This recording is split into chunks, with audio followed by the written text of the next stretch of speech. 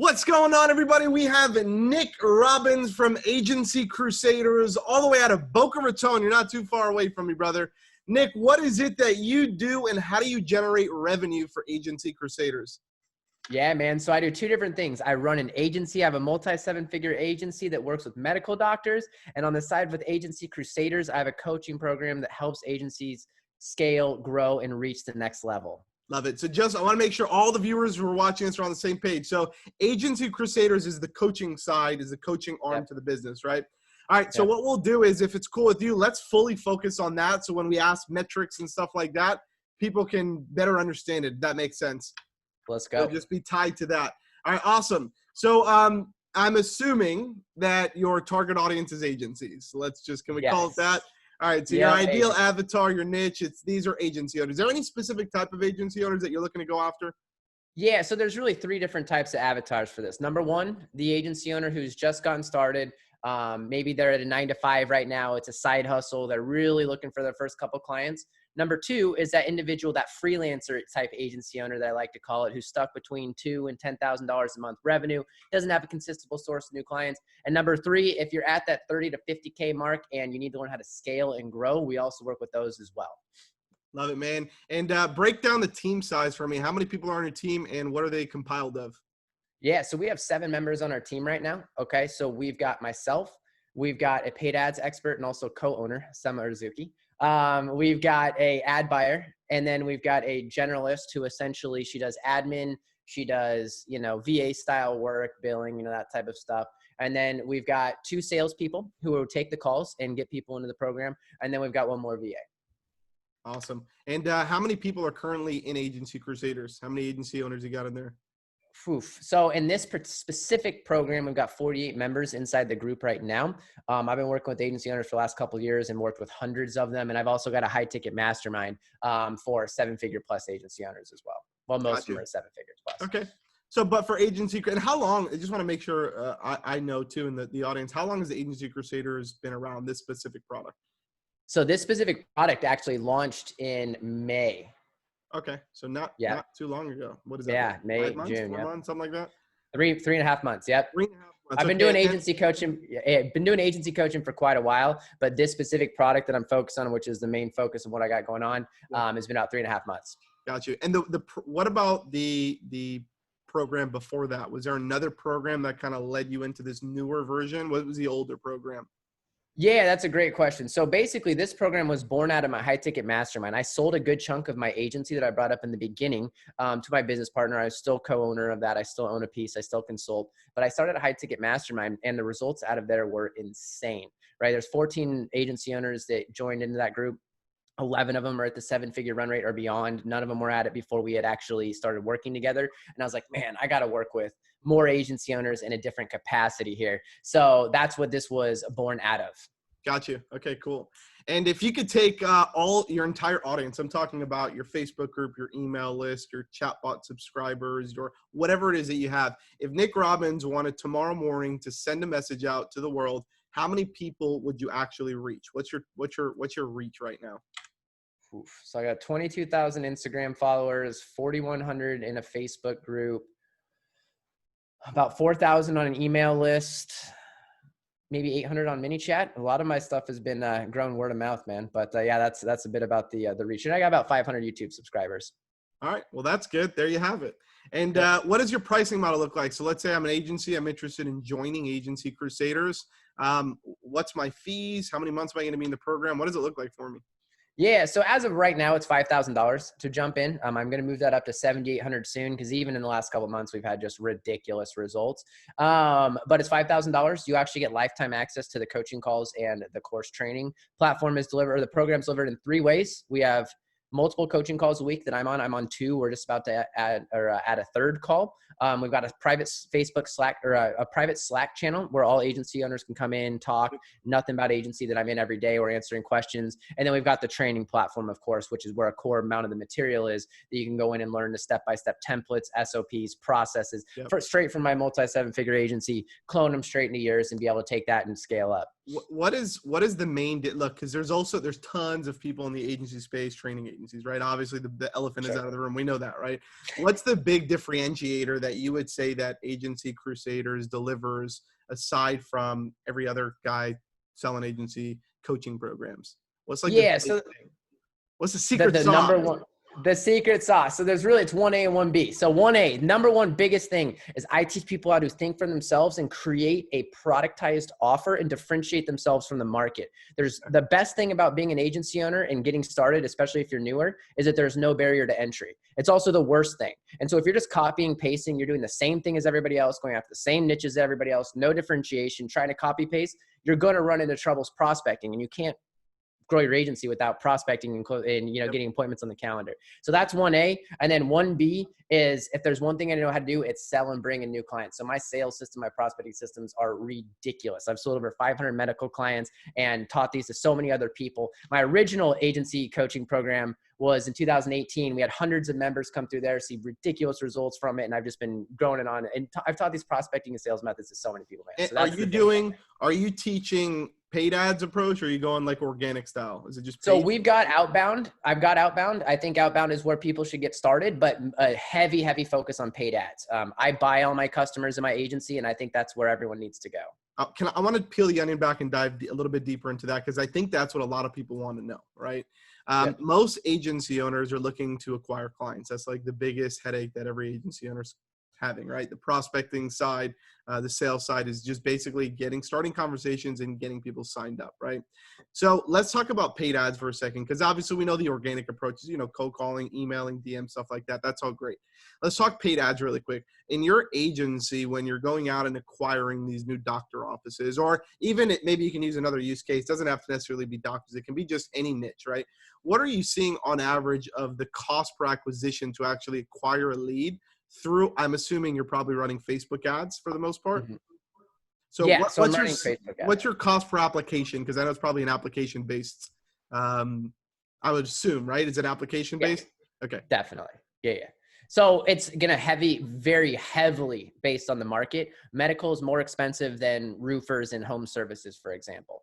Give me two different ones that you've ran campaign, or your agency guys have ran campaigns for, and you're like, hey, this guy's getting leads for $100, $50. You get sub $50 calls in the home services niches all day long. And that home services is HVAC, roofing, remodeling, flooring, landscaping, right? Contractors.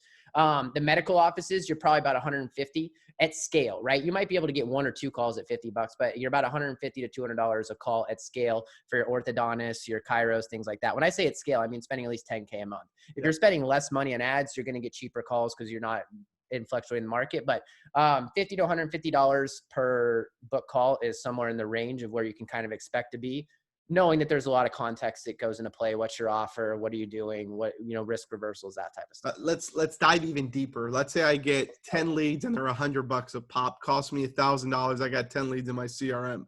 All right. How many of those leads are we closing on average? Yep. So out of those 10 leads, you want to see at least 7.5. This stuff people don't really think about. 7.5 of them you want to show up. So you want to have a 75% booking rate, because just because you get a book call doesn't mean they're going to show up. So you want to shoot for at least a 75% show rate which is actually pretty high and good. I know most like even for us at DashClicks, sometimes about 60-65%, really depending on what, obviously what we're going after, but 75% is great. So there's two ways, and there's ways that you can control that too, right? So you can get appointment bookers to confirm the appointments ahead of time. And number two, if you put something like a video sales letter, which I love and which I preach and what I teach everyone to do eventually is get video sales letters. They're much more bought in, much more likely to show. And then what does your text and follow-up reminder sequence look like, right? Yep. Are you sending them a personalized video before the call, all that type of stuff? You're right. 75% is on the higher end. No question. That's our target. That's where we want to be. I've never seen anybody above 80. And if we're below 60, that's when I tell people, hey, we can work on this. So let's backpedal.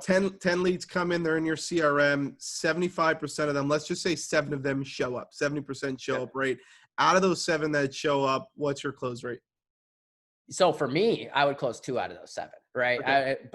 I've been selling for a long time. I want it's about like 30%, would you say? 35% close rate, which is high, by the way, guys. For those of you guys watching and listening, Everybody's like, oh, I'm closing every deal that comes my way. Like, let's be serious. You're not closing every deal that comes your way. You'll be lucky if you close 10 or 15%.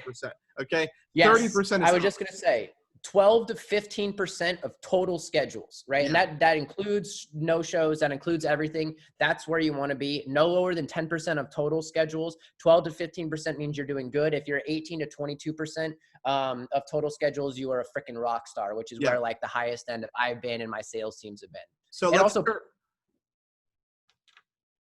yeah, no, I definitely agree with you here.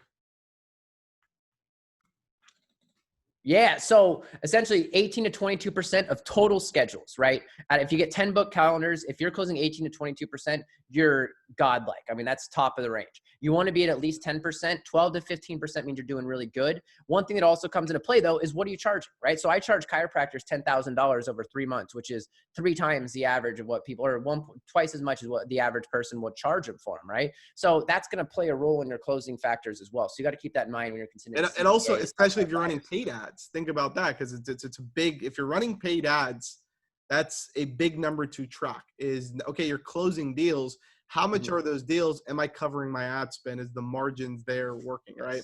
So big answer right there. Let's go into the big things that have really made the shift for your business, right? Yep. What would you say for Agency Crusaders? What would you say was the number one needle mover for your company? What impacted the business the most, revenue generating wise? We're talking about generating the most revenue. Was that one thing you did? Building an amazing product that people talk about and they share to others. By far, bar none. There you go, right there. And what are you doing to start conversations every day aside from running Facebook ads? Are you using Facebook ads also to get Agency Crusader guys on? Absolutely, man. I'm a paid ads guy through and through. There's nothing more powerful than it. That's really the main way. That and referrals. I'm not doing a whole lot of organic marketing, stuff at the moment. You're going cold? Are you going cold though with the agency? Dead cold, straight to agency owners, into an application, into a phone call from my sales team, into a close. Who are you targeting? Is it you going after like, Russell Brunson, Ty Lopez? Yeah, a whole variety of things. So, all the standard interest targeting is the Frank Kearns, that type of stuff. Yep. We've got our email list. We've also used tools like Lookalikes. Lead Enforce, where you can scrape Facebook groups and you can get people in there. Lead Enforce is a great tool. And then we've got a lot of Lead Enforce.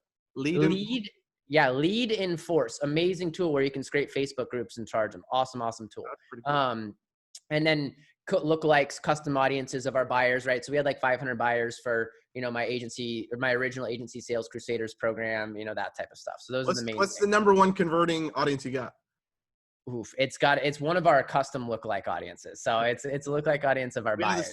We have the same. So we have one of our number one converting audiences is, you would think it's like, if we get people to sign up for DashClicks, it would be, lookalikes of signups to DashClicks. It's actually not. It's lookalikes of one of our webinars that we ran, one of our webinar registration pages. I guess the 500 or 600 people that registered to watch that webinar, we have them all on a list and we created a lookalike out of it. And that one is just converting insanely well. I don't know what Facebook did in the back end as far as putting those people together in a bucket, but they did a damn good job. So let's talk about automation really quick. What's the number one automation you have that saves you the most time? Oh boy. I mean, geez. Well, Zapier is the greatest thing in the history of the world, but Zapier, Slack to Asana, like those 3 tools make our life run. I'll take that. And then what does your actual sales process look like? So we said that you get 10 people that comes into your CRM, 75% of them on average will show up to the actual call. Let's just say out of those 7 people, 2 will actually close. How are you closing those 2 people? Are you getting them on a call? You doing a slide deck? You doing a qualifying call? Break that down really quick. Good question. So when we're working with agencies, right, and they're bringing them into the Agency Crusaders program, we're doing a Zoom call, no camera. And at the end of the call, it's a 1-call close on that end. We are walking them through the course, the program, showing testimonials because there's endless amounts, that type of stuff. How long is that usually? What's that? How long is that usually? About 45 minutes to an hour. Okay, cool. Is it scheduled? This is one thing I want to know. Is it scheduled for like a 60-minute call and then you bang it out in 45 minutes? Or is it 45-minute scheduled call and you got to go over? It's scheduled for 45 minutes and we go over. Okay.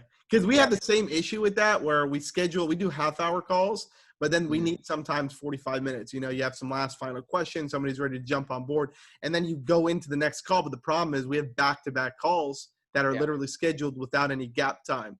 So sometimes we'll go over on a call and then we won't make it to the next call, which sucks too. So we've been trying to So avoid that we too. give a buffer, and when I'm pitching doctors at the medical agency, we always give a full hour for the demonstration and give ourselves plenty of time so there's no rush. So if you're doing business owners or stuff like that, we give ourselves extra time just because we don't want them to be jumping off or anything.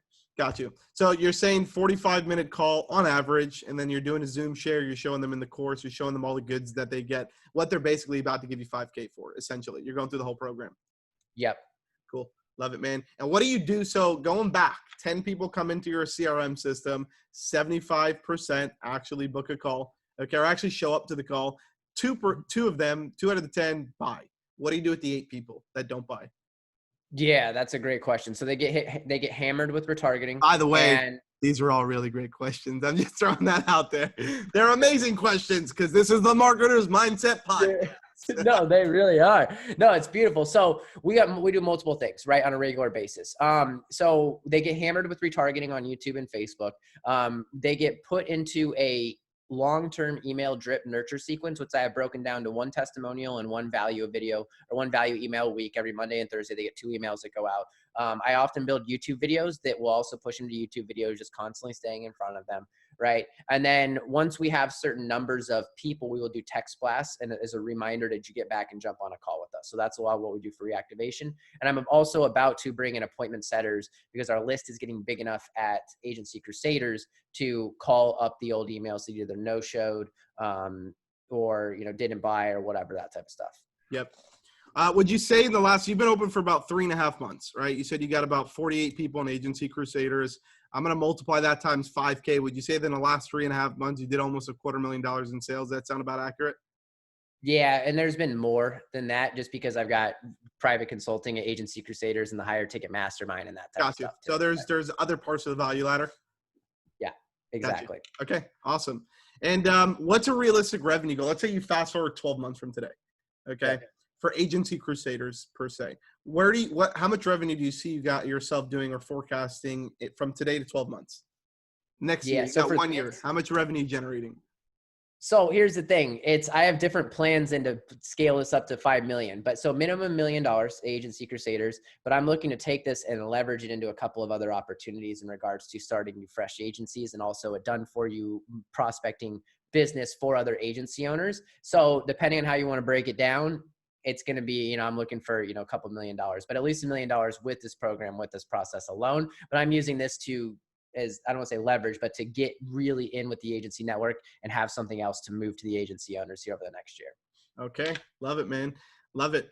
All right. And last question that I have for you before we wrap up here. If you could give one piece of advice to a brand new business owner, entrepreneur coming into this space that will literally save years of time, of wasted time, essentially, what would that one thing be that you tell them? You got them in a room. You got one thing to tell them. What would it be? Pick one business model, go all in, stop overthinking, and massive action is the cure-all. Ladies and gentlemen, you heard it first. Nik Robbins, Agency Crusaders, coming out of Boca Raton. Nik, thank you so much for joining us, brother. We appreciate you, and we will see you on the next Marketer's Mindset podcast, hopefully next year when you hit the $5 million mark. You got it, brother. Thanks, man. We'll talk soon. Have a good one. Bye.